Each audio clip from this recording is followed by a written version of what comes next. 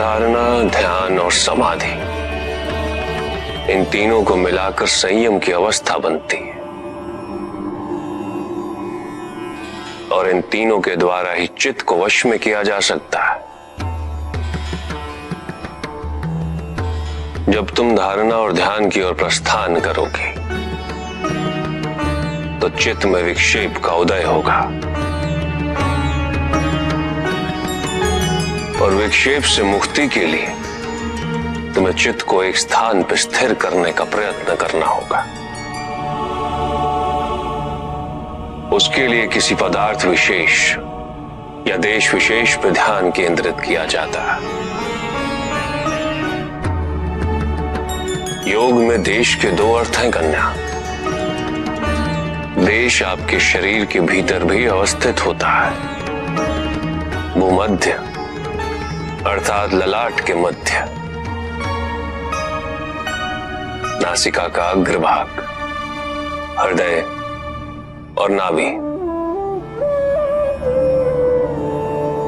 यह हमारे शरीर में स्थित देश है।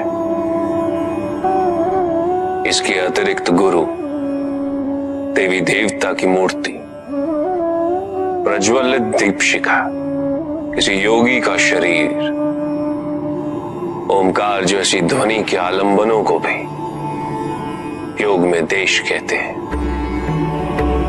चित्त को किसी पदार्थ या देश विशेष में केंद्रित करने की प्रक्रिया धारणा है। क्योंकि तुम जिस पे मन एकाग्र करो, मन उसके गुण और उसका आकार धारण कर लेता है। चित्त यदि अशांत हो, अशुद्ध हो, तो इस प्रक्रिया से उसमें शांति और शुद्धता का भाव स्थापित हो जाता है। यही एक सर्वोत्तम मार्ग है कन्या, चित्त शुद्धि का। पदार्थ विशेष या देश विशेष का चिंतन करते हो चित्त तद्रुप हो जाए तो वह ध्यान है। पूर्ण ध्यान की अवस्था में तुम्हें केवल पदार्थ या देश विशेष का बोध रहेगा और कोई भी विचार, कोई भी चिंता तुम्हारे मन में स्थान नहीं पाएगी।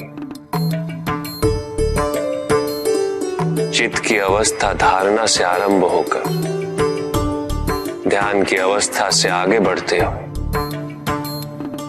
समाधि में जाकर पूर्णता को प्राप्त होती है। जब साधक को मैं की अनुभूति न रहे और ये भी अनुभूति न रहे कि कुछ अनुभव किया जा रहा है, जब वो परम शून्य में विलीन हो जाए और इस विलीनता का उसे आभास भी ना हो, तो ये परम समाधि की अवस्था होती है।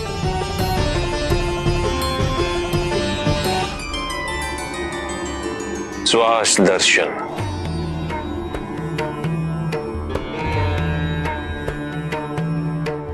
उचित मुद्रा में बैठो कन्या और नेत्र बंद करो और सबसे पहले अपने ध्यान को श्वास के साथ यात्रा करने दो। श्वास जब तुम्हारी नासिका में प्रवेश करे उसे भूलो मत कन्या, उसके साथ विचरण करो। ये कहां जा रही है, तुम्हें कहां स्पर्श कर रही है। जब श्वास का अस्तित्व तुम्हें हर क्षण ज्ञात रहे तो धीरे से नेत्र खोलो और सब कुछ भूल कर धारणा और ध्यान की ओर अग्रसर हो जाओ।